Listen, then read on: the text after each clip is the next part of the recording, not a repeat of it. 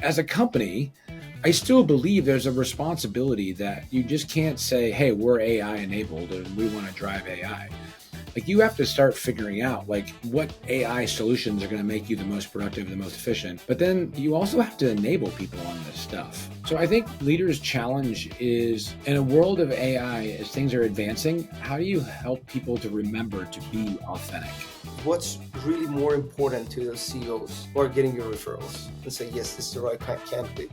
Are they mostly focusing on experience, repetition, someone with actual track record of success? Or today you see that everybody's really saying no to even good candidates because they're not AI enabled?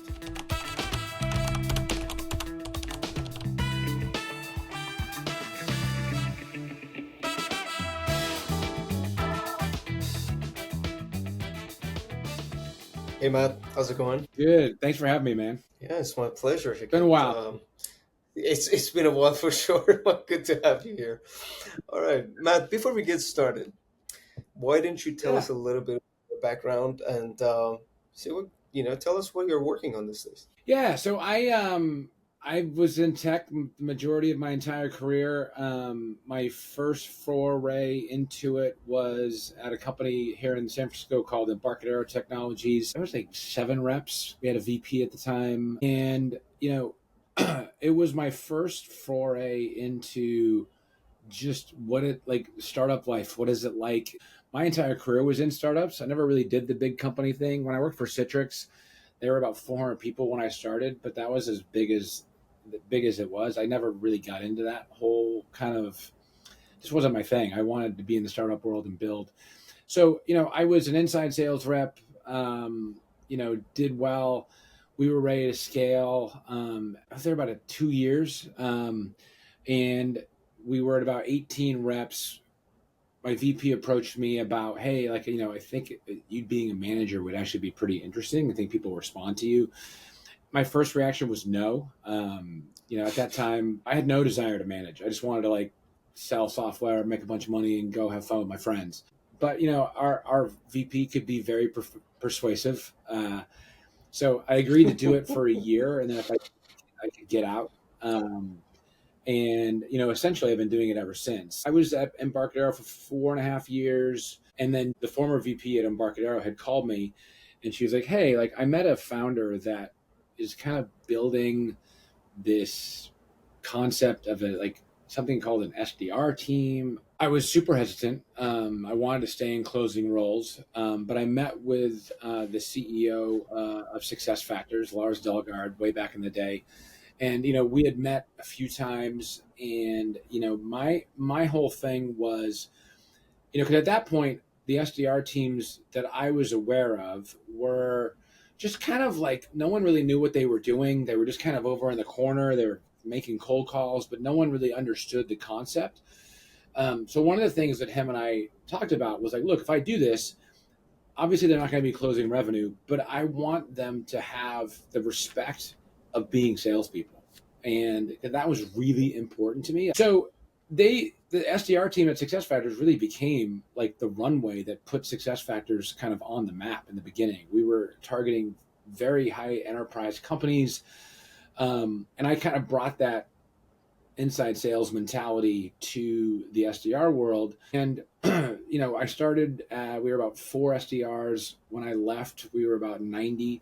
And the whole time I knew I didn't want to manage SDRs for a living, for a career. Not that there's anything wrong with it, just something I just didn't want to do. Mm-hmm. But at SuccessFactors, I learned so much about scaling: the good, the bad, the why, the how. I had, amazing mentors around me that were teaching me so much about, not just the scaling aspect of sales, but just scaling as a company, and how important culture becomes, and how important hiring becomes. And it was it was it was just a fire hose of knowledge and learnings, at the same time running 100 miles an hour every day, trying to figure out what fires are we going to put out today, what pipes are going to break. And I remember I had a one-on-one with our VP at the time, and he's like, "How you doing, Matt?" And I was like, "I just want one day of nothing." He started laughing. He's like, "You've chosen the wrong career." So I was there about 4 or 5 years, and then I got a call from Citrix, and I picked up. I was living in Boston at the time, and Citrix Online was based in Santa Barbara. I was impressed with the team, how smart everybody was, how dedicated everybody was. So I had the benefit of selling a product that people loved, but also just being around an amazing team. And I was there for like 7 years. I inherited a team of like 55 closers. When I left, there were about 180. And, when I think about SuccessFactors and Citrix in particular, the two things that really strike me the most is each one had a product that everybody could get behind, everybody loved. But then the people and the culture were equally just amazing. And it's one of those where I look back on that stuff, and like there are people we don't talk as much as we used to as we've all gotten older and life kind of takes its course.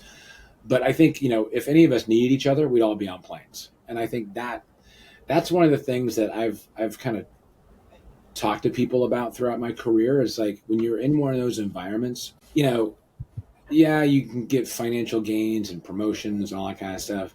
But the one thing that people don't talk about is it's the bonds that you make with people. They can last forever. They can change your career and your life just with the people because you're in these wars and you're in these battles. And, and both of those were ones that we could all just look back on and go, man, we did that. I think the culture is almost more important than the product. I mean, you have to have a great product, but if you have the wrong culture, it's challenging. From Citrix, I went to a little startup in Santa Monica called Moment Feed. I was there for about a year and a half. I got introduced to the CEO of Iterable at the time, Justin Zhu. Decided to join Iterable here in San Francisco. When I joined, we were about 1.5 million in revenue. When I left, we were on our way to about 75. And there are definitely times of challenges and everything like that. But again, it all comes down to the people and kind of who you're doing it with, but when and why you're doing it. And some of the things that I learned there were just how important, again, culture is. Let me ask you a question, Matt. Yeah. Look, I know you've been around the block. You Yeah. had 4, exits. You Yep. started as a rep. You stayed in sales for all these years, multiple different, companies, different teams. Culture is top of mind for you because, Yeah. again, to your point, like especially early stage startup, I'm running one. So hard. It's extremely difficult. You spend most of your life actually doing the job. So Totally. everyone around you should be really aligned. But what I'm really curious of hearing from you is Yeah. you've seen all this transformation from, again, SDR, or Yeah. just popping up years back. When you're looking at, AI transformation right now, does this remind you of any of the shifts you lived through as a CRO, or this is a completely, different emotion that we are dealing with? That's a great question. I think there are elements that are the same, but for the most part, I think the biggest change happening right now is things are evolving at a pace that like no one has ever seen. And I think being able to just keep up with everything that's happening and everything you have to learn from an AI perspective can be really overwhelming, I think, for people. And that's where you start to hear people feeling like unsure, intimidated, whatever the right word is. But I think when I hear companies talk about, oh, like, when we're working with companies now and they want to hire a leader and okay, well, I want them to be AI thinking forward. And, one of the questions I always ask is, oh, that's great. But what does that mean? Like, are they just leaning in? Is that, but like, as a company, I still believe there's a responsibility that you just can't say, hey, we're AI enabled and we want to drive AI. Like, you have to start figuring out, like, where can you focus in on, what AI solutions are going to make you the most productive, the most efficient. But then you also have to enable people on this stuff, right? And like not put I mean, everybody has an onus to learn more, but I think it's also up to the companies to help people learn because these things are changing so fast. And I think the biggest challenge right now, Michael, is there's so much out there. Like, I mean, how many marketing sales tools now? I don't know, hundreds of thousands probably. Like, how do you even sift through that to figure out what's right for you as a company? Because not everything is going to be. And so I think that aspect of it is very different than it's been in the past. That just things are evolving weekly. It almost seems like there's a new announcement here, there's a new announcement over there, and even the concept of AI. Like 6 months ago, nobody was talking about a bubble, and now that word's being thrown around, and the expectations are being tempered a little bit. You can hear it out there.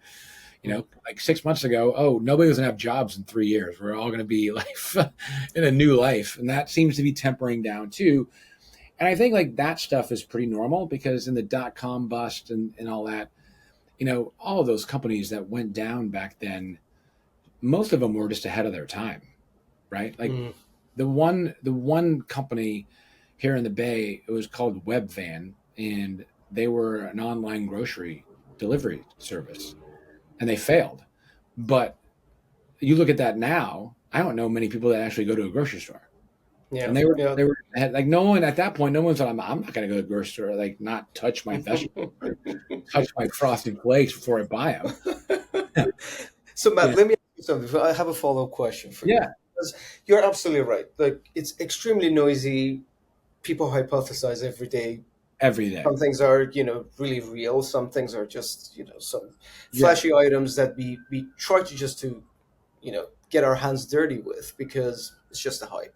But I wanted to get your perspective. Just imagine a CRO comes to you and say, "Hey, Matt, you've been around the block. You've been a CRO. What should I do as a CRO to serve my people, my company, and myself better to stay relevant when everything is unknown?"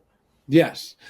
I think, in that respect, I think it's up to the leader to figure out how are they going to learn, right? Like, how are they going to dive into AI and figure out, and figure out what's important. But also, I think it's really important that leaders understand that, to me, the key to being a leader, even now, it's necessary to have a heartbeat, right? And stay connected to your folks and make sure that you're not just sitting behind dashboards and doing all that stuff, that, you're out talking to customers and you are knowing the people that work with you and for you, because they need it, right? If they're just floating around, I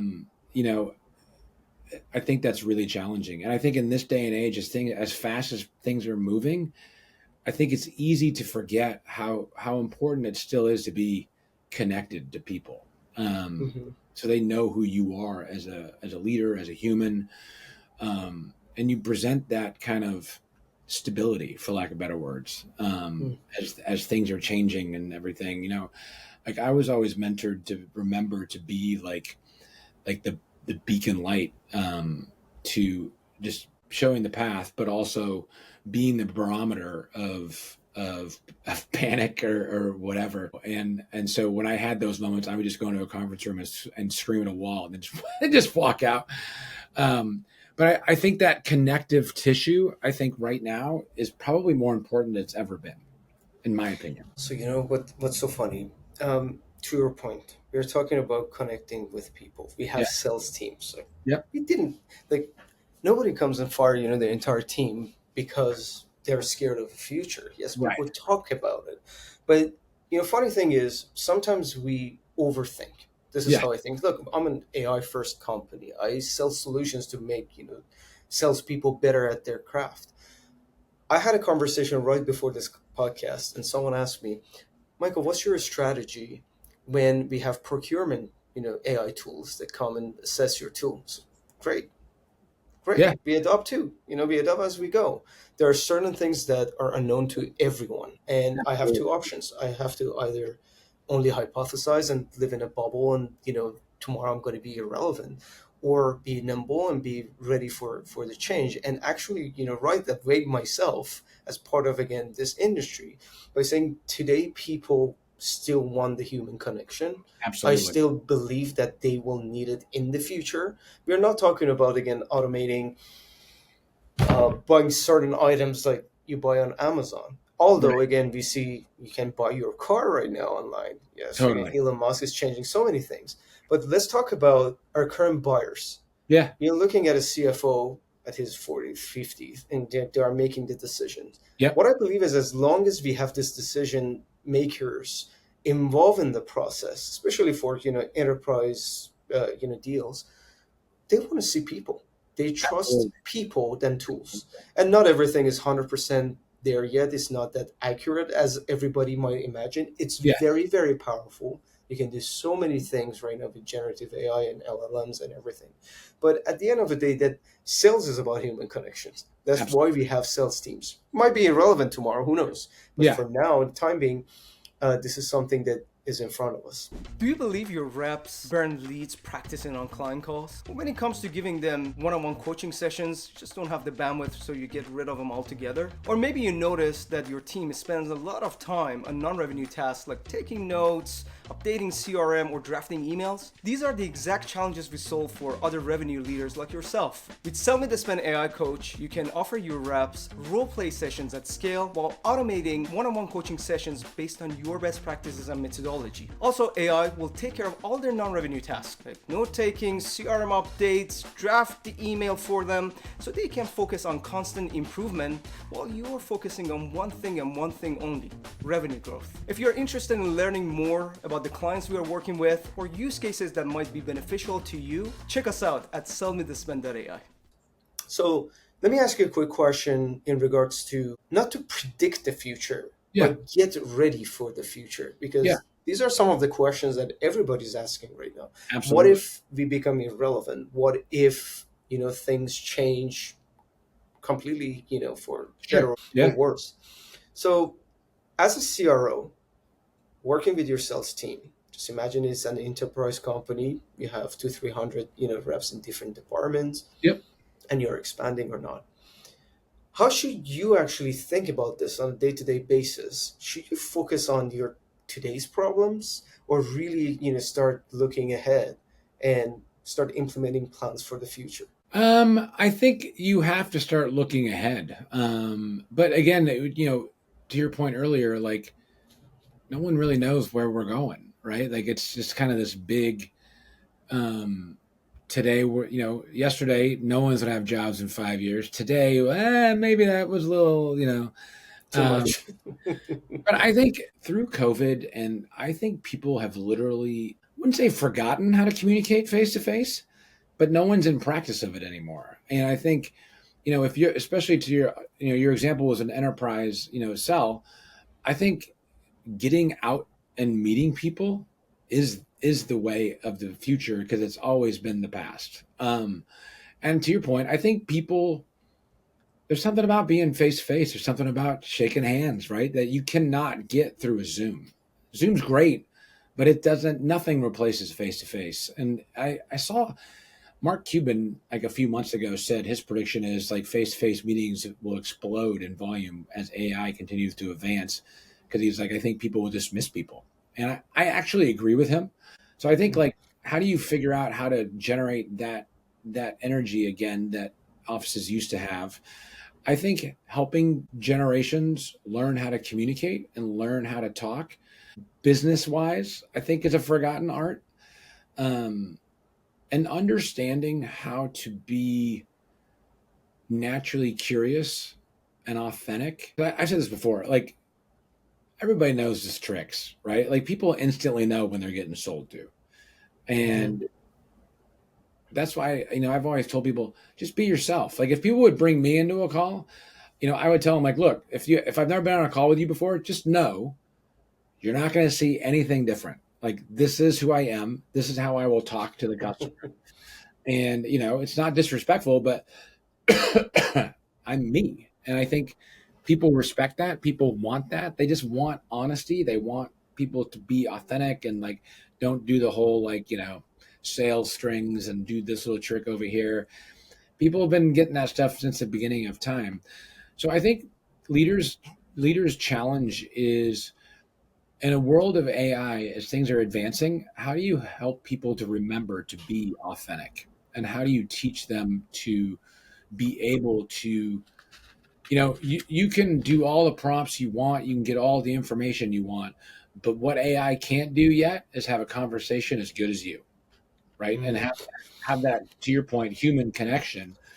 And I think those connection points happen when people are just being real and being authentic and showing that you actually care more about solving said problem than you are about selling them your solution to fix the problem. That look, you know what's so funny? This is the way I think about it. You might get more accurate, maybe even information at some point. So I Absolutely. have access to everything, gives you all the answers. Your problems won't stay the same forever. No. And yes, you can come back and communicate with AI, but it's still most of our decisions are based on emotion. Yes, we can, rationalize it. We can get data to back it up. All those things are amazing. But at the end of the day, I think all these face-to-face meetings and shaking hands and all that stuff is just to have that feeling and also that trust with that human being in front of us. Sometimes even if the information is wrong, you still choose to go with with someone that Agreed. you feel right about, Totally and agreed. then Yeah. you figure this out as you go. And Yeah. we've seen this, like you've seen it more than anybody else, that maybe some data that we have in our hand is just not 100% accurate, or maybe the ROI calculator we used is, but I trust this person because I know he's going to work hard to Yes. help me figure this out, and Totally. I'm not alone on my own. And so the proof point of all of that, I've always found, if you're face to face on site, right? You have your meeting and you're in your conference room, you're doing your thing, and people are connecting. You always get the best conversations, the best information exchange between vendor and customer after the meeting, from the walk from the conference room to the door, because that is where real conversations happen. Trust has been built. You're out of your little kind of stage. Nobody's trying to be professional for the People are sake just of being. being themselves. And I think that's where that 5-minute walk from the conference room to the door once the meeting's over is where you get the most real information, and the real relationship building happens on that walk. If the meeting has gone well, that's where the magic happens. I've seen it so many times where you're like, you walk out of that door and you're just like, did you hear that? Were we just told that? Like, and I think that's what AI can't do. AI can't make that walk from the conference room to the door. And I think, like, that's the other thing I think leaders are going to have to start preparing people for, is getting back into the habit of having those conversations and understanding the dynamics that happen in those rooms, because it's totally different than Zoom. Like I said, Zoom's great, but it will never replace face to face, ever. Nothing will. And there's another point, Matt. I don't know if it's correct or not. The way I look at it is this way: like you, as a buyer, you're frustrated, sure. Like you have steps and all that stuff. Of You course. get phone calls, you have these conversations with another human being or AI at some point. You don't always share all the information you have in your mind. Never. You want to see if the person in front of you is worthy of that information sharing, because sometimes, again, the agenda. Yep. I was purchasing actually a product. It was a 40-minute conversation.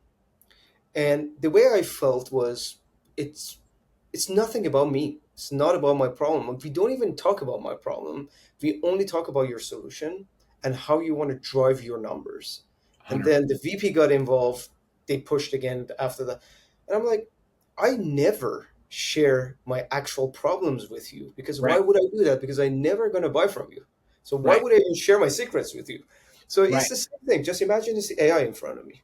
What's the difference? It Yeah. has all the information, can ask all the questions. Feel like I have, the feeling even. Let's just put it Yeah. even there, that I can trust you But to you're share right, this. though. It is a feeling. It is a feeling. Yeah, I think, like, it's the trust, right? It's building trust. It's like, who is the person sitting in front of me? To your point, like, I think deals are won and lost, customers are won and lost during the sales process. They are not won and lost at the end where you're negotiating price. You've already won or lost. You just don't know which one yet. Mhm. And I think the more questions that you can ask and show a genuine interest in the problem that customer A is having, how can you legitimately solve them? And then it might get to a point where you're just like, you know what? I don't think we can solve your problem, but here is another vendor that might be able to. Like, to me, that is the ultimate kind of authentic realness that I think customers end up appreciating. When I was at Iterable, one of the things that I was always most proud of is, I would randomly get emails from customers from deals that we lost. Hey, Matt, like, I just want to let you know, like, we ended up going with a competitor because they had this or that. But I wanted to let you know, like, I've never had a better sales process than your team. And if I'm ever in the market, you guys will be the first calls I make. Those were the kinds of things that always just made me proud. And I knew that we were doing something right. Whether we were winning a deal or not, those folks were going to come back. And we treated people with respect. We were always super curious, trying to figure out, like, what are your problems? And let's figure out if we can help solve them. And if we do, like, what does that mean? We never pushed people or pulled people.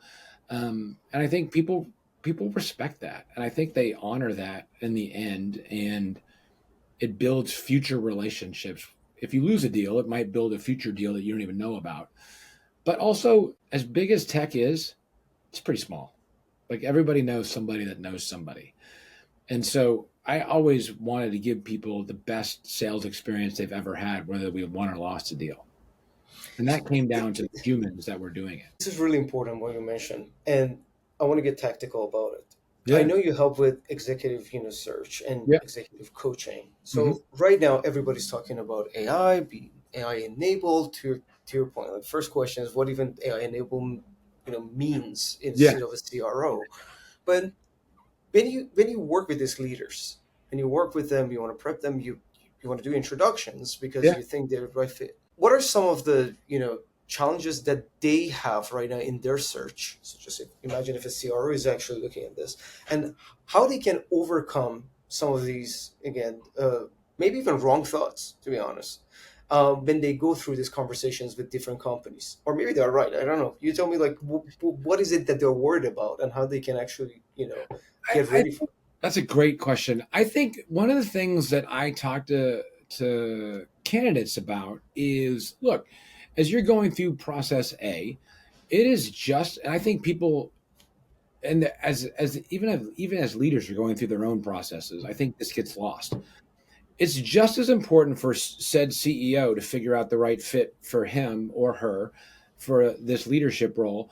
But as a candidate, it's just as important to make sure it's a fit for you and you can match with this person, because I always tell people, like, yeah, you need to find a leader that can do the job, right? But especially at a high growth company, as a CEO, you need a partner, right? And because you're going to be sharing information, you're going to be learning a ton.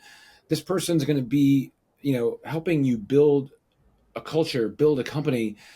And that relationship and that dynamic needs to be established really early, of, like, what does good look like.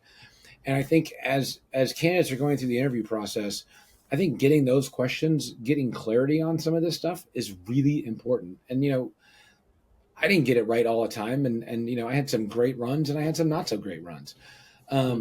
But I think at the end of the day, it's equally responsible on both sides for a candidate and the hiring leader to understand, what does this opportunity look like? What does good look like?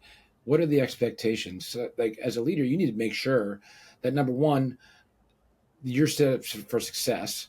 Number two, you and said CEO or founder are marching to the same beat, right? Because I think that in the beginning of a company is critical to getting things moving. And for a leader role candidate, just understanding, what is your kind of purview going to be? Are you going to have the power or ability to make changes? Are you going to have the ability to do things? Or is it going to be just like, here's your laptop, revenue's your problem, good luck? And I have to ask you a question. Yeah. I have Yeah. to ask you a question because I think it sits well here. So just imagine you're working with a CRO. I want to hear like what's really more important to those CEOs who are getting your referrals and say, yes, this is the right candidate. Are they mostly focusing on experience, repetition, someone with actual track record of success, or today you see that everybody's really saying no to even good candidates because they're not AI enabled? That the answer to that is a mixed bag. I think on the what kind of profile are they looking for? I think that depends on the stage of the company. I think that the days of like finding the resume hire, especially if you're like Series A or just really kind of getting off the ground, I think people understand like if you can find that person and they're built for that, great. But I think people are just looking for the right candidate, right? For culturally, they're looking for the right fit. Can they do the job? In this day and age, I think, especially in high growth companies, CEOs and founders are looking for people that are going to jump in, right, and get their hands dirty and know the product and know everything inside and out. I think the AI enabled thing, it's becoming more and more real, for lack of better words. But again, I think if you went out and asked 10 different people, what does AI enabled or forward thinking mean? You'd probably get 10 different answers. What does this mean to you? Because I'm curious for a CRO. What does it like if you talk to a functional leader, for Yeah. example, that hey, you're in sales development. Yeah. So to me, AI enablement is like all the tools and you know how to build a Yeah. system for your reps to be successful. What does this even mean for a CRO to be AI Um, enabled? I think right now, I think it means you don't need to know what all the solutions are, what tools are out there, Mm. but I think it's more of a mentality of is your first thought, all right, well, how can I go into whatever ChatGPT or whatever AI tool and figure out how to make this more productive and more efficient? I think it's more of a mindset than it is an actual, oh, I've used this tool, I've used that tool, I've done Mm. this, I've done that. It's more, I think we're at such an early stage of all of this stuff. Yeah. It's more like how does your mind think about it? Are you leaning in to say, well, I wonder how I can figure out how to do that. Like I see this process, but like let's figure out how to do that way more productive. Let's go into Chat GPT or whatever and give it some prompts and like bam, bam, bam, or do some agents. So I think it's more of a mentality than it is an Mm. actual, I've got my hands on this AI tool or that AI tool because there's so many of them now. It's hard to make sense of it all right now. But I think it's just more of a mentality. Like, are you open to AI or are you resisting it? End of the day, yeah, you're gonna have your team. You're gonna Totally. have people, 100%. responsible for rolling out those. All right, this is amazing. Look, Matt, I have some rapid fire questions for you Yeah. because I Okay. think we have to wrap it up. So short answers, Yeah. and I'm gonna start with this. My previous guest, um, Vanessa McCullough, she is the VP of Enablement at a company called Chopin. She asked you, I'm going to read it exactly as she phrased it. Matt, I don't know you or your career story, but I'm always curious about this question for any CRO. How do you cultivate a culture of coaching in your teams? You lead by example. And you hold people accountable to it. And really quickly, I think as you promote people from within, it's really important as a leader. They probably have no idea how to have those conversations, like zero. You're just kind of thrown into the deep end and be like, all right, well, go figure it out. And I think like modeling the way and modeling that behavior is where it all starts. It literally Love it. starts at the leadership level, always. But if I'm coaching people regularly, that will permeate through the whole culture. But if I'm just talking about it, no one's going to care. True. All right. Senior sales leaders will be more effective if they only Ooh. Ooh. be AI enabled. Not Yeah. really. I think getting out to talk and talking to people, customers, employees, just keeping that connection point continuously running. I think people can get caught behind dashboards and caught in between reports and they're missing your job as a leader is to be there for the people and lead the way. It's not to sit behind dashboards and click refresh 50 million times, unless it's the last day of the quarter. But Look, yeah, I think getting in front of your people and customers is everything. 2025, things are changing. Instead of sell me this pen, sell me this. Tell me how to be authentic. You're all about authenticity, my friend. I love Yes, that. sir. All right. How's your career impacted your personal development? It actually has helped me quite a bit. It's helped me learn how to listen. It's helped me learn how to be present. There are definitely times that I'm more present than others. Um, but I also think it's over the years, it's reminded me what's important in life and how to make sure that doesn't get lost in the race, for lack of better words. But I think overall it's made me a better communicator. It's made me a better father and husband, to understand like being present and setting the example and setting those kind of expectations that are so important in life and families and stuff like that. So yeah, I think it's made me a much better father and husband than I would have ever been. All right, my last question. Our Yeah. next guest is a senior enablement leader, and I'm going to massacre her last name. I'm famous for that, but Shannon Escuero. Do Okay. you have any question or questions for her? What's the best way to stay aligned with, say, a sales leader to drive enablement through an organization? Okay, amazing.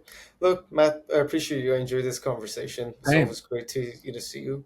I hope you guys actually enjoyed it as well. And I yeah, guess until next time, bye for now. thanks, man. Cheers. All right.